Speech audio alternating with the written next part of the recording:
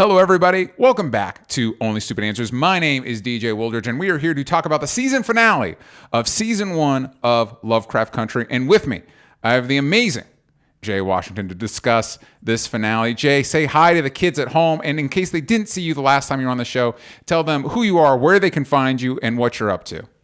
Sure, man. First and foremost, thank you for having me again. This is a very fun show to talk about. I'm very grateful for it. For those who may be unfamiliar, I am a stand-up comedian, an actor, internet host, podcast host, event host, professional wrestler, bouncer, a dude who clearly didn't know that marshmallows were in Rocky Road ice cream, and the world found that out on The Weakest Link.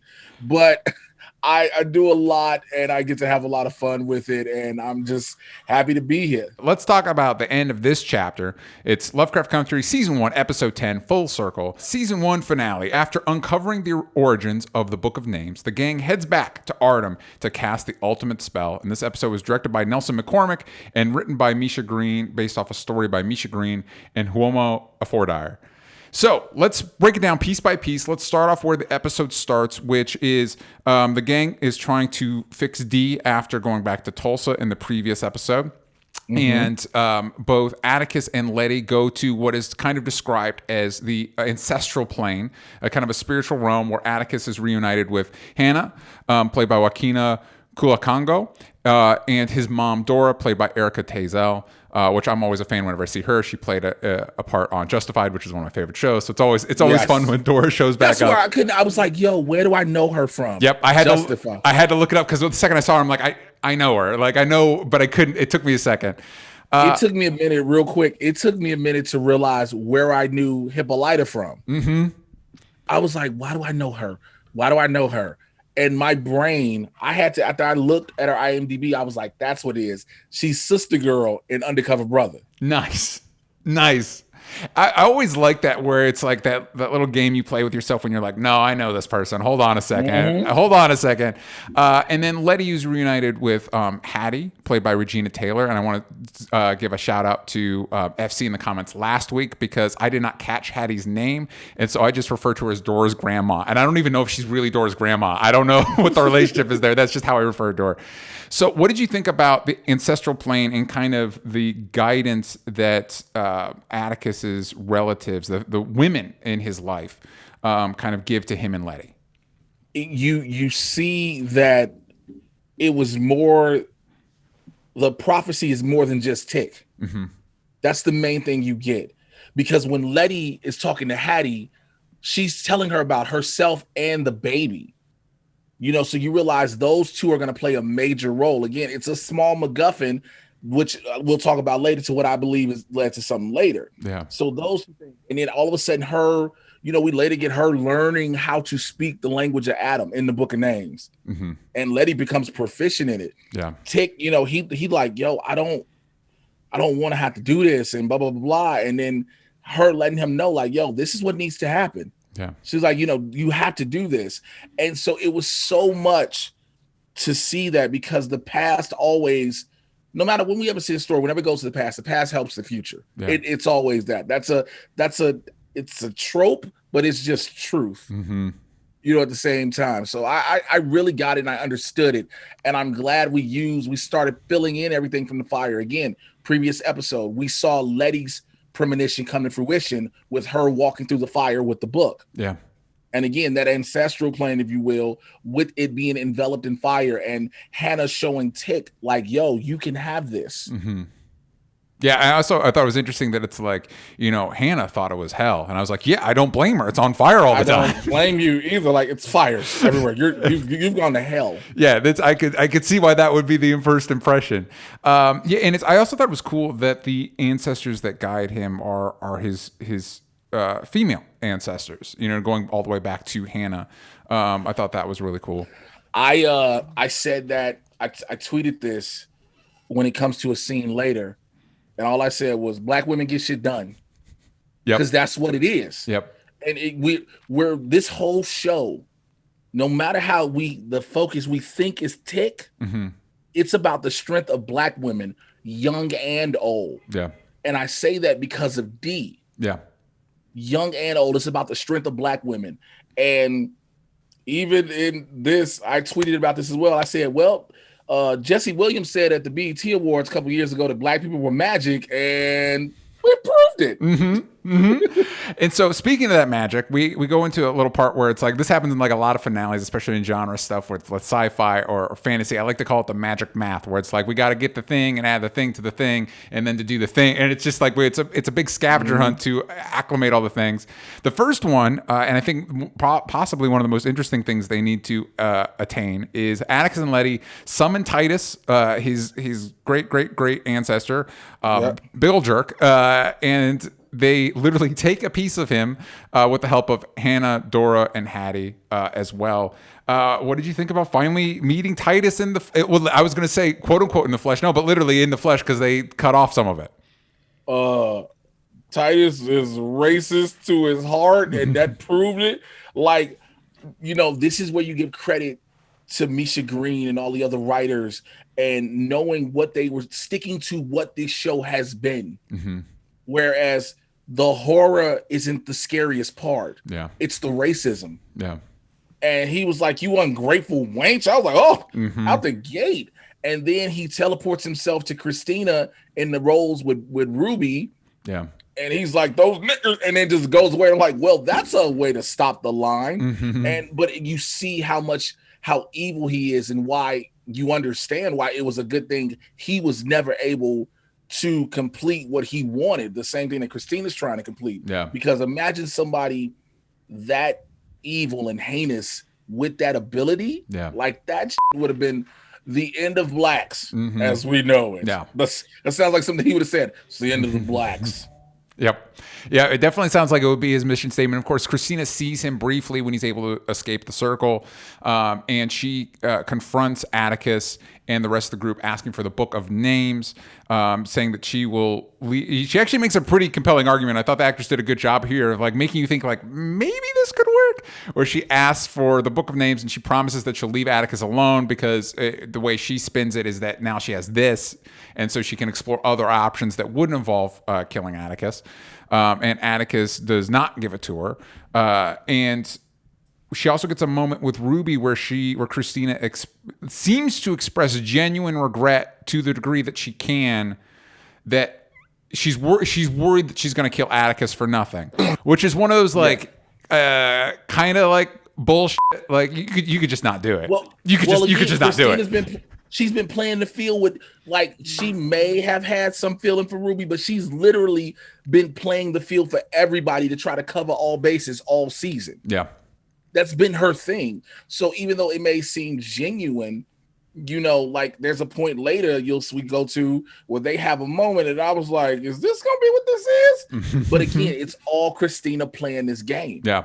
Yeah, I think the moment you're referring to is the first time they've kissed as Ruby and Christina, not as Ruby and William or as Ruby's, I can't remember her name right now, but Ruby's white counterpart. I was like, literally, I remember I was watching that and I was like, wait a minute, is Ruby about to have? I was like, is Christina about to have non-black woman, white woman sex with Ruby? Like, are they really gonna do this? And we teased to it. Yeah.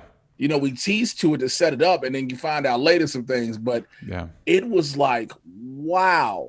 Yeah. I mean, because again, you start thinking again with, like you say, is she genuine? Is Christina genuine with her feelings and the way she's coming at this? Like, I wouldn't try to hurt you. I wouldn't try to, mislead you. Like, when you think that she's the villain and she keeps trying to say, well, I'm not really the villain, but she's the villain for real. Yeah. We get a little bit more time from Dee. She is saved from transforming into one of the creatures that chased her. And I like this moment with her and Hippolyta because Dee is kind of pissed at Hippolyta. And I think rightfully so. Like, as great as it was that Hippolyta have this moment of self-recognition and self-fulfillment, it kind of was at the expense of her daughter's safety. And so I'm glad that the show took the time to like reckon with that. And then Dee didn't even fully go into what happened to her. Yeah. Like, because she was starting to get into it and she was like, everything's Jack. You know what? Don't worry about it. Yeah. Like, basically, like, she didn't want to talk about it, which I don't blame her. Because at that point, remember, she started to turn back, but her arm is still dead. Yeah, it's not great for her, and of course we're gonna get Hippolyta has a fix that pertains to Easter eggs dropped throughout the previous episode, so we're gonna get into that into a minute because it probably factors into later seasons. But we also get the return of Gia. Atticus shows up to the hotel that she's staying at, and he apologizes to her and kind of incorporates her into the family, which I think was great because that episode is one of my favorite episodes of the season, is the Gia episode. And they get a nice, adorable car ride to Ardham where they're all singing a song together. And I don't know about you, but when I saw that, I'm like, oh, you're all screwed. Like this is way too happy. I thought something was gonna happen the moment they started. I was like, they all got this verse out. They all sang. All right, here comes. It's about to be a car that crashes up, right? Yep.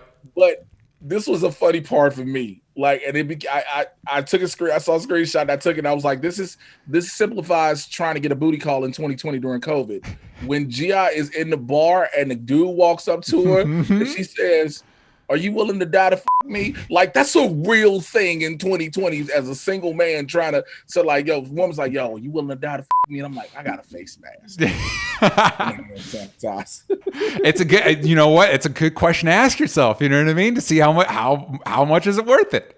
How much is it worth it? Like, look, is this something that I'll be like, yo, I went to the battlefield for this. Like, you get COVID and you be like, oh, I'm wasting my lungs for this. Like, let's talk about the final confrontation, which starts off with them setting up the spell. Atticus has to ingest a piece of Titus, and Ruby. I ain't gonna lie, I almost threw up for him.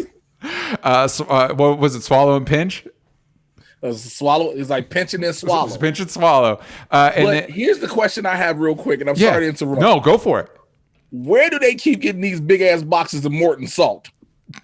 Like, remember, they had 2 thick ass boxes to make the circle to summon back Titus. Then you got Montrose dragging around one, which clearly had to be more than one box because as long as the trail was going, like, who just was like, hey, we need to stop at the store and get 13 boxes. Yep. Yeah, and it's like they don't have the internet now. They can't like just order bulk version. They can't go to Costco for it. Ain't no Amazon coming to them. They got to go to store. Unless like Hippolyta, while she was in the future, just got a ton of it, brought it back with her. You will need this. Trust me, this is important. So Ruby is with Letty in the tower as they're setting stuff up, and this is where we find out that Ruby did. Her and Letty had like a heart-to-heart, which I thought was also a really interesting, complex confrontation where Ruby admits to her, like, this is just you asking for more stuff from me. This isn't like a big mea culpa. But Ruby does try and get a piece of Christina to bring back to Letty, and according to this isn't on camera, but according to Christina, it cost Ruby her life. Christina killed her, and this ends up with a fight between Letty and Ruby. It was interesting because it's like those two characters have been butting heads all the time, even though it's not really those two characters. Meanwhile, the villagers of Ardham are attacking Gia, Montrose, and Hippolyta, which was really cool to see Hippolyta use her skills.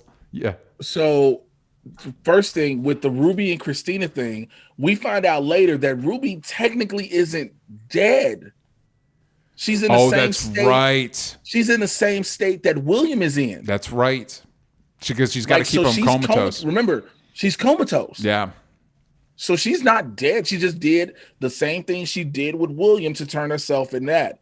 And I liked how we allowed Ruby to stay Ruby. So we allowed that actress to get that screen time no matter what in the fight. So it looked like the fight between the sisters as opposed to her changing into Christina and then fighting. Yeah, and I'm really glad that you pointed out that she's in coma, because I was like, man, there's a few things that kind of threw me out of the episode, and the thought that we lost Ruby off camera was one of those things. I was like, you've got to be kidding me. Like cool reveal, because it makes sense that Christina would do that, and it's a good moment to really emphasize Christina how bad it is. But like, Ruby's great. You can't just offer off camera.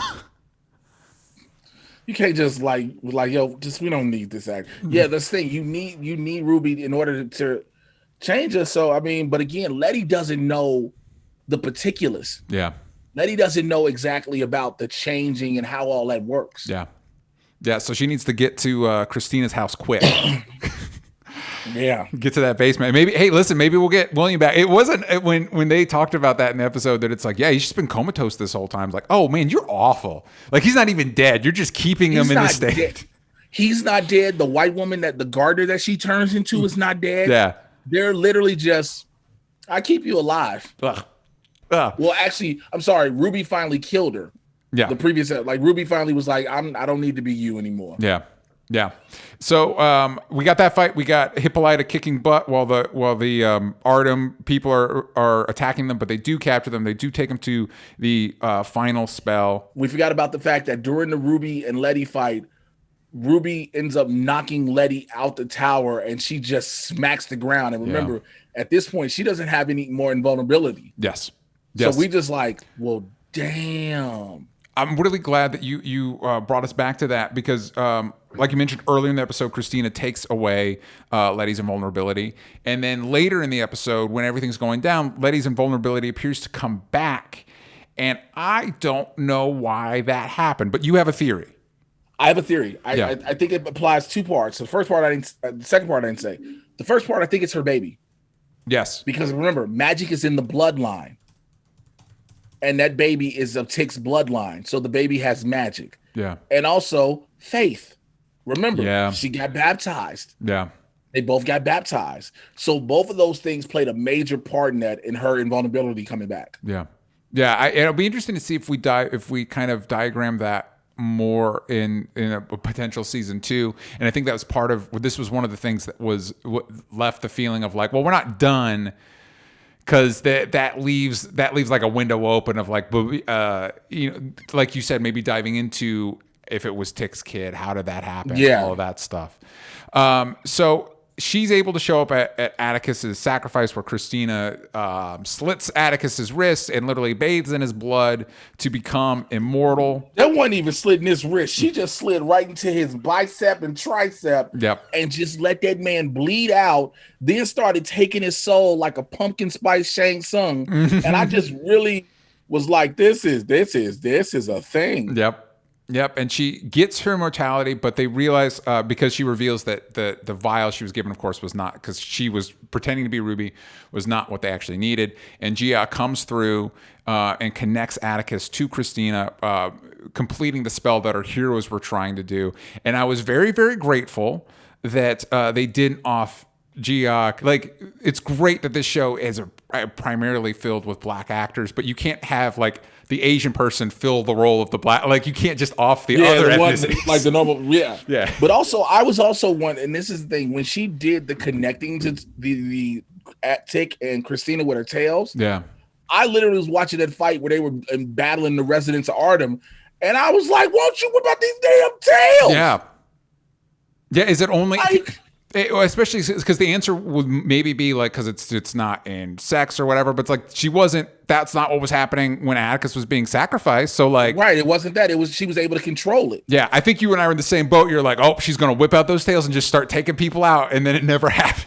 I was like, you better rip out 6 of them damn tails at least, not all 9, just 6. Just a few of them. They don't need, maybe the ones that come out of your eyes, you can save those for later. Yeah, you can say, just give me you can have some orifice open up, like, hey. So that effectively undoes Christina's spell. Letty stabs her. There's a magical explosion, and she's covered in rubble. And what we find out, part of the spell was that now white people can't use magic. And this was another moment where it was like, so you're on board. Because again, it's taking all of the Lovecraft stuff. Mm-hmm. It's taking the racism and the power away of what it is. Yeah. And it's giving it to black people. It's making it like, okay, now if you harm us, you have to harm us the normal way. Mm-hmm. Especially in this day and age in which they're in. Yeah. You can't do it through magic. Yeah. Yeah. I like that explanation of it. This was, I like that perspective on it. For me, this was another moment that was a little bit like, it seemed kind of silly to me in a way that I don't think it was meant to seem silly. It'd be like somebody being like, white people can no longer use guns. And on the one hand, it's so broad that it's like, what does that even mean? But then also so specific where it's like, don't get me wrong, that solves a significant amount of problems.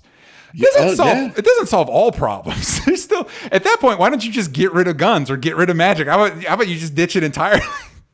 Or you could have went to the extreme in the show. You know what the extreme was? What's the extreme? I used a spell to get rid of white people. Yeah, that's true. That would have been the extreme. Yeah. Like, you'd be like, you can do that? Yeah. Like, you just no more mutant white people. Like, nope, you're all done.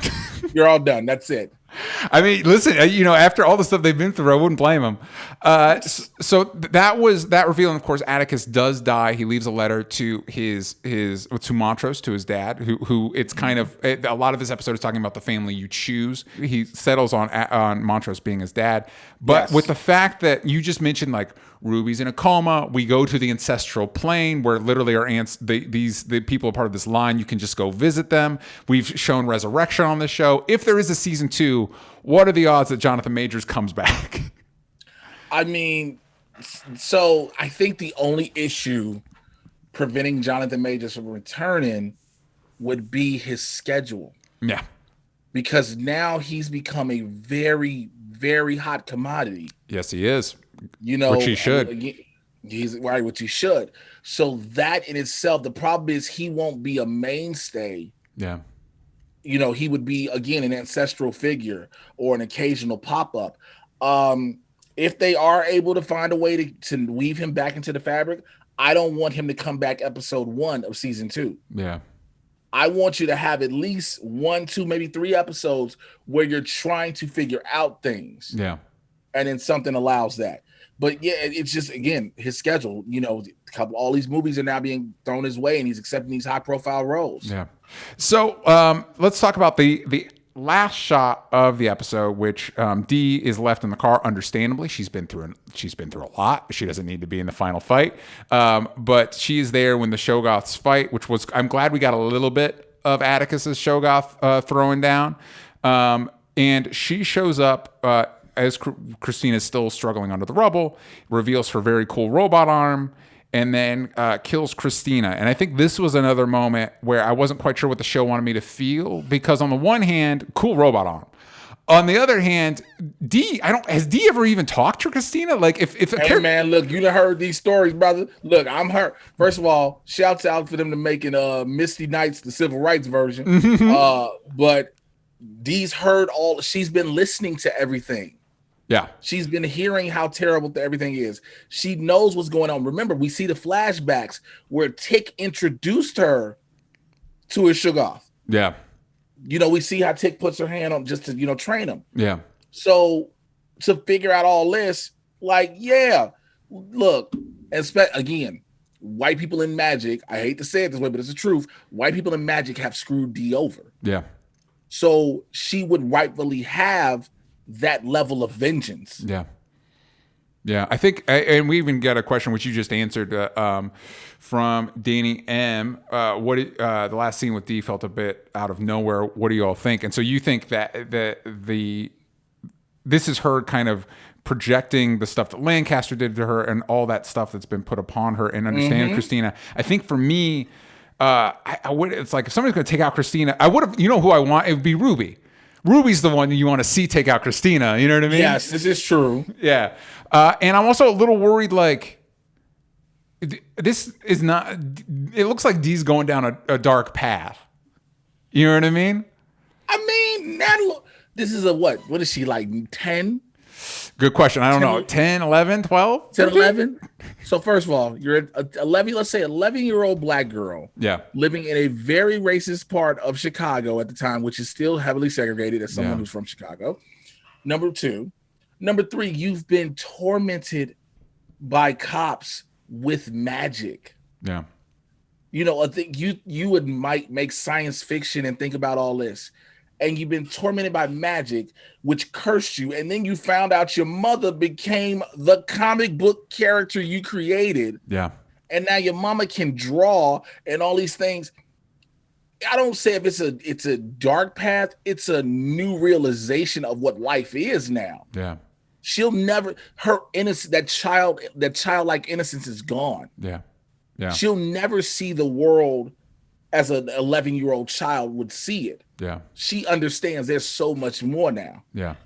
Yeah, and speaking of the comic that her mom drew in, she specifically mentions, Hippolyta specifically mentions that an artist named Afua taught her how to draw, and I believe that's a reference to Afua Richardson, who is an Eisner Award-winning artist. Her work is fantastic, and it was cool to see, like, I am one of those people that I think you could teach somebody how to draw, but the magic that she puts on the page, it's like, I don't know if you could teach that, but it was cool to get a shout out. It was great to get a shout out to her. And speaking of stuff Hippolyta has seen, when she goes through the portal, Atticus also goes through the portal, and he says the person that hands him the book is a woman with a robot arm. That's got to be D, right? It's D. So now, remember, because he turns out to be, as we saw in the previous episode, he's the mysterious stranger that saved his father and Uncle George. Yeah. So, again, but it also goes to another thing that Hippolyta said to D. Time is not moments. Yeah. Time is not, again, everything is explained without it being directly explained. It's little things here and there. Time is not just a series of moments. It's consistently things that change and happen and all that. Yeah. And so again, somebody with a robot arm handed me the book. Yeah. D, she has a robot arm. Again, the mysterious stranger with a bat. Yeah. All these things. So that leads me, when they were talking about that, he said white people were rioting. And when do we think, like, I guess I'm wondering, with the decision they make now no white people can use magic, does this show's timeline, beyond the magic stuff, it feels very similar to our world in that time. Do the timelines diverge? Like, we've now got a girl walking around with a robot arm, like, or is there a specific, like, thing that Atticus is referencing? Like, I'm wondering when in the future he stopped by to get that book. That's going to be an interesting question. Yeah. Because again, remember, it's up to Montrose to tell the child the stories. Yeah. So that's going to be the thing about it. And I think even though Letty's spell supposedly kept white people from having magic, I believe that somehow there's going to be somebody who's going to find a way to not just the normal, because remember, magic isn't just magic. If you ever, for those who've ever watched sci-fi and horror and stuff, magic itself is never just magic, because there's always different types of magic. Yeah. So it'll be interesting to see where that goes. In the chat, Love Dove 91 says, I think Dee did it because she read that her friend's killers went free. And I think that's a really good point that she points out, because she's looking at the newspaper and the hearing and everything and scrolling out their faces. And I think it's a small moment that obviously, when I was putting all my notes in, slipped through the cracks, but it does inform like what you're talking about. I forgot about that as well. Yeah, because obviously the anger with with Bobo, with her friend, and what Christina represents in that, like the idea of just letting her go would not sit well with her. I don't blame her. Agreed. Remember, and also, she was so angry before Lancaster approached her when she just started yelling at kids on the street. She was like, "Ain't nothing fun and nothing to laugh about." Yeah, that anger was built up within her. Yeah. So we've talked a lot about D and her arm, stuff like that. In a broader sense, where do you think we could go in season 2? And we should say a hypothetical season 2, but I think we're both on the same page. It's probably going to happen. I think when we skip forward, I think we only skip forward at the most 7 months to a year to right when she's about to have the baby. Mm-hmm.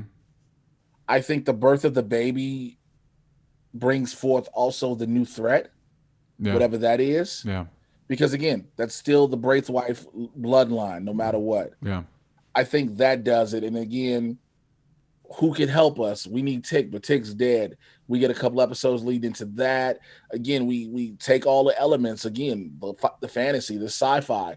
We see Hippolyta more now. She's going to be a big, again, you didn't just set this up for just it to be ended with Hippolyta like this. Yeah. That means season 2, she becomes a more powerful figure. Yeah. You know, you do those things. Maybe Montrose gets some balls finally. I don't know, because he always show up late and just don't do nothing. Yeah, I mean, he's been going through a lot. He's been having to, and I'll be interested. Get it, but still. I think it'll be interesting to see also, because we are now, I believe, I've not read the book, But from what I understand, like this story has kind of wrapped up where the book left off. And so now Misha Green and her writing staff are able to mark out new territory. From what I understand, Gia is not in the book. And so we've already seen a little bit of what they can do. What they can do when they're inventing, when they're spreading out their own mythology. And I think they've left themselves... It's kind of a catch-22 for me because on the one hand, this finale kind of left me a little bit unsatisfied that it didn't feel like as wrapped up as I wanted it to be. But on the other hand, that gives them a lot to work with going into season 2. Like I think it may be this finale could have been stronger, but I think the way they did it helped the series, if that makes sense. Yeah, because it didn't. Again, it wasn't. Yeah, the episodes called full circle, and they've closed all the loops of this season. But again, like I said earlier, the story in itself is not complete. Yeah. So, some people are like, oh, I want everything closed up. But then you're like, yeah, if they do that, then there's nothing. Then you just want a whole new thing out the blue for season 2. Yeah. You want to keep some continuity with it. And the way they did it is like, this is done. Now we move forward. I think we got to just start giving out flowers where they're due. Mm-hmm. Again, Jurnee Smollett, if she is not nominated for an Emmy, or Golden Globe, because they can get her for TV too. This will be a travesty. Yeah. She deserves. I will put Jonathan Majors in there. Anjanae Ellis, she definitely needs to be locked in. Yeah. Misha Green, you got to give us something for this because, again, everybody heard Jordan Peele and J.J. Abrams because Monkey Paw and Bad Robot helped overall produce it. But Misha Green is the showrunner. Yep. This is her bread and butter. Yep. And I think we just got to give all those props. Again, I take nothing away from Michael K. Williams. I take nothing away from Courtney B. Vance, nothing away from Jonathan Majors. But the women, the Black women, the way they put them on a pedestal made them strong. Yeah. With convictions. Yeah. From young to old. It's got to be celebrated. Yeah. Yeah, I think you're way on point with that, and I want to thank you again for joining me for these discussions. I really enjoy talking about the show with you. Hopefully, with the season 2, you and I can be back talking about it more. Before we go, remind the kids at home where they can find you and what they're up to and what they should be looking out for. Absolutely, you can find me personally Twitter and Instagram at Mr. J Washington. That's MRJAY. You should know how to spell Washington. You really should. My personal YouTube channel, youtube.com/JAY Washington 80. And every Tuesday and Thursday, I have a live show called Blurs in the Hood. Myself and Winston A. Marshall. We go down live Tuesday, 2 p.m. Pacific, 5 p.m. on the East Coast. We talk about pop culture, entertainment, news, sports, politics, all that and everything covered, and we are unapologetically Black with it.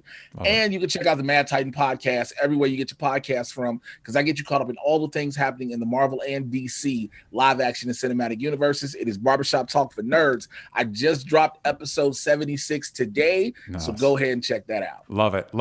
Thank you again for joining me. I want to thank everybody who watched live, Danny Am and Love Dove 91. If you want to watch these reviews live or the podcast episodes live, you can do that at patreon.com/onlystupidanswers. If you want to follow this show, you can do that at everywhere that matters at Only Stupid Answers, but you're going to want to yank the vowels out of stupid on Twitter. You can find me at DJ Talks Trash. That is the season finale of Lovecraft Country. If you want to check out all our reviews, they are on youtube.com/onlystupidanswers. We have the full season of The Boys as well. And if there's something you want us to review in the future, let me know in the comments so I can figure that out. I appreciate it. And we've got a new podcast episode that dropped this morning where I got to talk with Raul Coley from The Haunting of Bly Manor. So please give that a listen, and I'll see y'all next time. Bye-bye.